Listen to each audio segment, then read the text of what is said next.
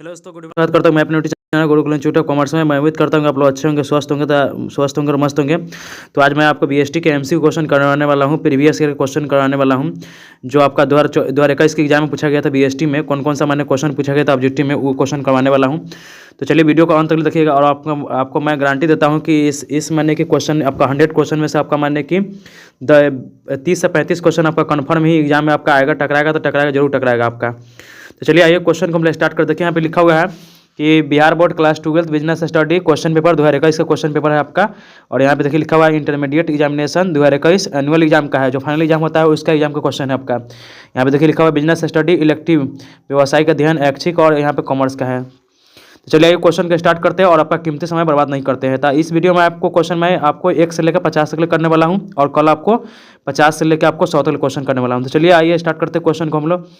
देखिए first question देखिए क्या बोल रहा है। फर्स्ट क्वेश्चन बोला है कि समन्वय है, तो इसका जो करेक्ट आंसर होगा आपका क्या हो जाएगा, ऑप्शन बी हो जाएगा। आवश्यक होता है समन्वय किसी बिजनेस के लिए। अब क्वेश्चन आपका दोनों क्वेश्चन क्या बोल रहा है। दोनों क्वेश्चन बोला है कि समन्वय स्थापित किया जाता है, तो इसका जो करेक्ट आंसर होगा आपका ऑप्शन डी हो जाएगा। समन्वय जो स्थापित किया जाता है आपका समूह के मध्य में किया जाता है, और विभागों के मध्य में किया जाता है, और प्रबंध एवं कर्मचारियों के मध्य में किया जाता है। तो दो का आपका क्या हो जाएगा, डी आंसर हो जाएगा आपका। अब क्वेश्चन नंबर 3 देख लेते हैं। 3 नंबर क्वेश्चन क्या बोल रहा है। क्वेश्चन नंबर 3 बोल रहा है कि कौन सा प्रबंध का कार्य नहीं है, यानी कौन सा प्रबंध का फंक्शन नहीं है। तो इसका जो करेक्ट आंसर होगा आपका ऑप्शन सी हो जाएगा। सहयोग जो होता है आपका प्रबंध का कोई भी कार्य नहीं है, बाकी सब प्रबंध का कार्य है।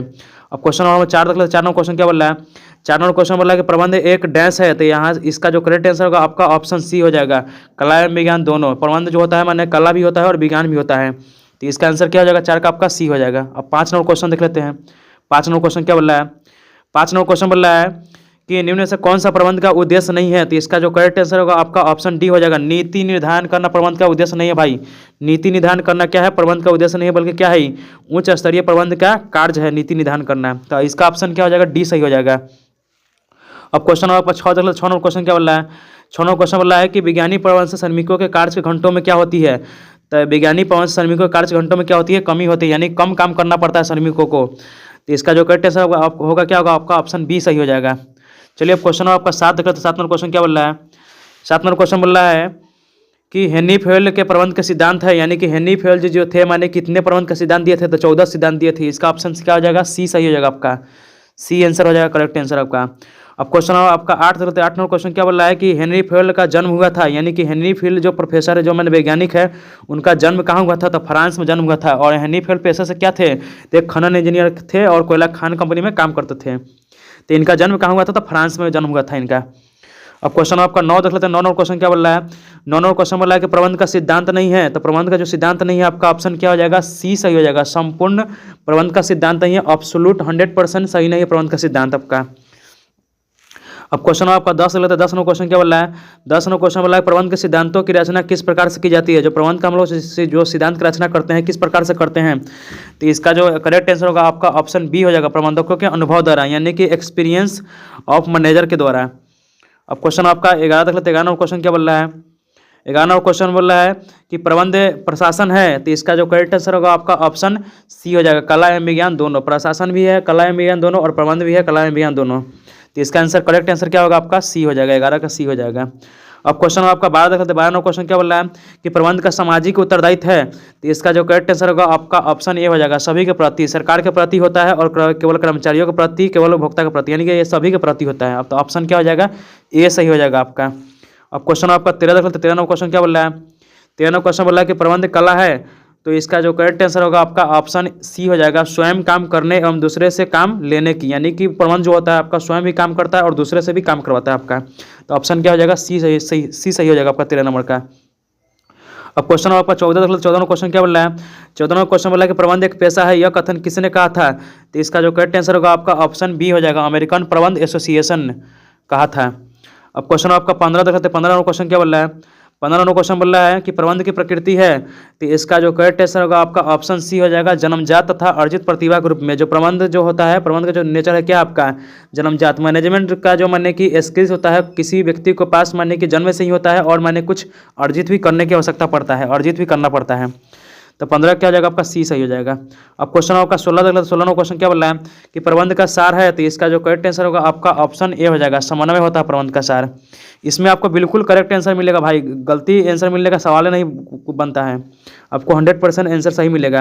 अब क्वेश्चन आपका 17 देख लेते हैं। बोल रहा है कि वैज्ञानिक प्रबंध के पिता है, वैज्ञानिक प्रबंध का पिता किसको बोला जाता है? तो एफ.डब्ल्यू. टेलर को। यहाँ पे देखिए टेलर दिया हुआ है, तो यहाँ पे क्या हो जाएगा आपका टेलर आंसर हो जाएगा, बी सही हो जाएगा। इसका पूरा नाम क्या है? एफ.डब्ल्यू. टेलर। और एफ.डब्ल्यू. टेलर पेशे से क्या थे? तो मैकेनिकल इंजीनियर थे।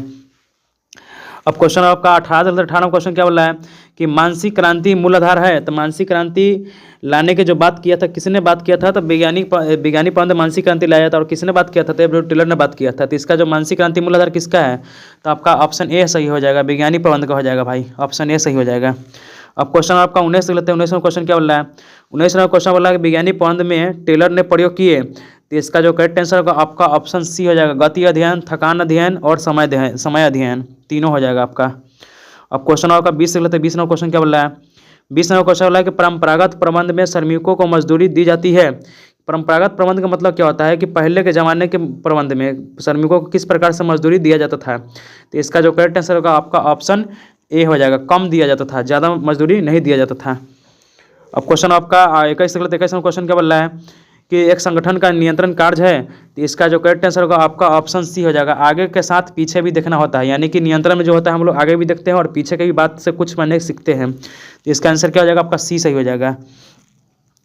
अगला क्वेश्चन आपका देख लेते हैं। 22वां क्वेश्चन क्या बोल रहा है कि यदि अन्य बातें समान रहे तो कर की दर में निगमित लाभ पर वृद्धि होगी, तो ऋण अपेक्षाकृत सस्ते होंगे। यानी इसका जो आपका करेक्ट आंसर क्या होगा? आपका ऑप्शन ए सही हो जाएगा, ऋण अपेक्षाकृत सस्ते होंगे। आपका 23वां क्वेश्चन देख लेते हैं। 23वां क्वेश्चन क्या बोल रहा है कि पितृ सुलभ उच्च विकसित कंपनियां पसंद करती है, तो कम लाभांश देना पसंद करती है। जितने सारे बड़ी जो कंपनियां होती है वो अपना लाभांश देना क्या करती है? कम पसंद करती है, कम लाभांश देती है। अब क्वेश्चन आपका 24 देख लेते हैं। 24वां क्वेश्चन क्या बोल रहा है? 24वां क्वेश्चन बोल रहा है कि वित्तीय उत्तोलन अनुकूल कहलाता है। तो इसका जो करेक्ट आंसर होगा आपका क्या हो जाएगा? ऑप्शन बी हो जाएगा, निवेश पर आय ऋणों की लागत से ऊंची है। तो आपका इसका आंसर क्या हो जाएगा? आपका करेक्ट आंसर आपका बी हो जाएगा, निवेश पर आय ऋणों की लागत से ऊंची है। अब क्वेश्चन आपका 25 गलत है। 25वां क्वेश्चन क्या बोल रहा है?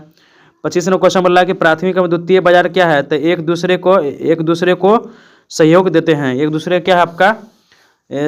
संपूरक है, यानी कि ऑप्शन बी सही हो जाएगा। अब क्वेश्चन आपका देख लेते हैं 26 देख लेते हैं। भारत में कुल स्टॉक एक्सचेंज शेयर बाजारों की संख्या कितनी है? तो इसका जो करेक्ट आंसर होगा आपका ऑप्शन आपका डी हो जाएगा, 23 गो है, लेकिन यहाँ पे 24 गो होगा आपका। भारत में अभी कुल स्टॉक बाजार के शेयर की संख्या कितनी है? आपका 24 गो है, तो यहाँ पे क्या होगा? 24 हो जाएगा आपका, यहाँ पे 24 हो जाएगा भाई, 24 गो। अब क्वेश्चन आपका 27 लेते 27वां क्वेश्चन क्या बोल रहा है कि राष्ट्रीय शेयर बाजार का निपटान का उधार चुकता चक्र है। तो इसका जो करेक्ट आंसर होगा आपका ऑप्शन सी हो जाएगा, T+2। ट्रेडिंग डी, जिस दिन आपका शेयर खरीदा था 2 दिन के बाद सेटलमेंट होता है आपका ट्रेडिंग के बाद। अब क्वेश्चन आपका 28 के लेते हैं। बोल रहा है कि उद्यमिता के अपमंद अवरोध पोषित करते हैं। तो इसका जो करेक्ट आंसर होगा आपका ऑप्शन क्या हो जाएगा? ए हो जाएगा, नवसृजन हो जाएगा आपका। अब क्वेश्चन आपका 29 के लेते हैं। 29वां क्वेश्चन क्या बोल रहा है कि उद्यमिता किसके द्वारा अस्वस्थ होती है? तो वृद्धाकार फर्म द्वारा आ जाएगा, ऑप्शन बी सही हो जाएगा इसका करेक्ट आंसर आपका।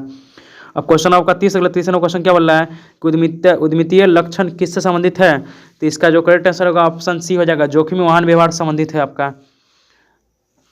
आपका क्वेश्चन आपका 31वां क्वेश्चन क्या बोल रहा है कि वैज्ञानिक प्रबंध में उत्पादन होता है तो अधिकतम होता है, ऑप्शन ए सही हो जाएगा आपका।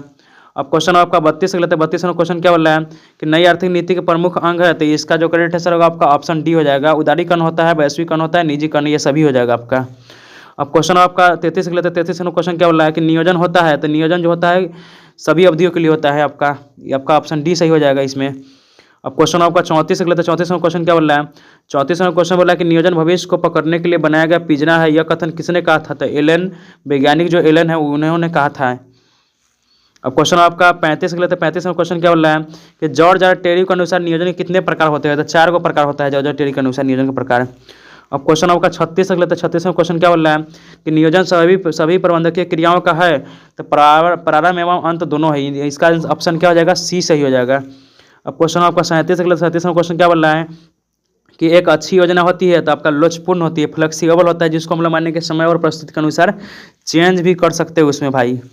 अब अगला क्वेश्चन आपका 38वां क्वेश्चन बोल रहा है कि संगठन प्रक्रिया में निहित है। तो आपका इसका जो करेक्ट आंसर होगा आपका ऑप्शन डी हो जाएगा, सामान्य कार्य का समूहीकरण, कार्य का विभाजन करना और उपयुक्त व्यक्तियों को कार्य सौंपना, ये इसका आंसर क्या हो जाएगा? आपका डी सही हो जाएगा। अब क्वेश्चन आपका 39वां क्वेश्चन क्या बोल रहा है? 39वां क्वेश्चन बोला है कि डैश संगठन में अनुशासन नहीं, यानी कि डिसिप्लिन कौन सा संगठन में नहीं है। तो इसका जो करेक्ट आंसर होगा आपका अनौपचारिक संगठन जो होता है उसमें कोई डिसिप्लिन का फॉलो नहीं किया जाता है। अब क्वेश्चन नंबर आपका 40 से लेते बोला कि डैश संगठन में पक्षपात नहीं होता है, भेदभाव नहीं होता है, तो यानी कि औपचारिक संगठन में आपका भेदभाव बिल्कुल नहीं होता है। ऑप्शन ए सही हो जाएगा। आपका क्वेश्चन अगला बोल रहा है कि 41 नंबर कि केंद्रीकरण से तत्पर होता है तो निर्णय लेने में अधिकारों को सुरक्षित रखना है भाई। इसका आंसर क्या हो जाएगा? ऑप्शन ए सही हो जाएगा। अब क्वेश्चन आपका आगे देख लेते हैं। 42वां क्वेश्चन क्या बोल रहा है? 42वां क्वेश्चन बोला कि प्रशिक्षण की विधियां है, तो इसका जो करेक्ट आंसर होगा ऑप्शन आपका डी सही हो जाएगा। कार्य बदली प्रशिक्षण, कार्य प्रशिक्षण, प्रशिक्षुता प्रशिक्षण और आपका ऑप्शन डी सही हो जाएगा इसका। ये सभी प्रशिक्षण की विधियां हैं। आपका क्वेश्चन नंबर 43वां क्वेश्चन बोला है कि नियुक्तिकरण है, तो इसका जो करेक्ट आंसर होगा आपका ऑप्शन डी हो जाएगा। व्यक्तियों को कार्य पर लगाना नियुक्तिकरण में किया जाता है। अब क्वेश्चन होगा 44वां क्वेश्चन क्या बोल रहा है? 44वां क्वेश्चन बोला कि प्रभावी संदेशवहन के लिए आवश्यक है, तो इसका जो करेक्ट आंसर होगा आपका ऑप्शन डी सही हो जाएगा। आपका स्पष्टता होना चाहिए और मान्य की शिष्टता होना चाहिए, निरंतरता होना चाहिए और आपका इसका जो करेक्ट आंसर होगा आपका डी हो जाएगा। दिखाई नहीं दे रहा है लेकिन फिर भी हमको समझा दे रहे पढ़ के। अगला क्वेश्चन बोल रहा है 45 नंबर कि यदि आप संदेशवहन का प्रमाण रखना चाहते हैं तो आपको संदेशवहन का उपयोग करना चाहिए। अगर मान लीजिए आप संदेशवहन को डॉक्यूमेंट की तरह बना कर रखना चाहते हैं तो आपको कौन सा संदेशवहन का प्रयोग करना चाहिए?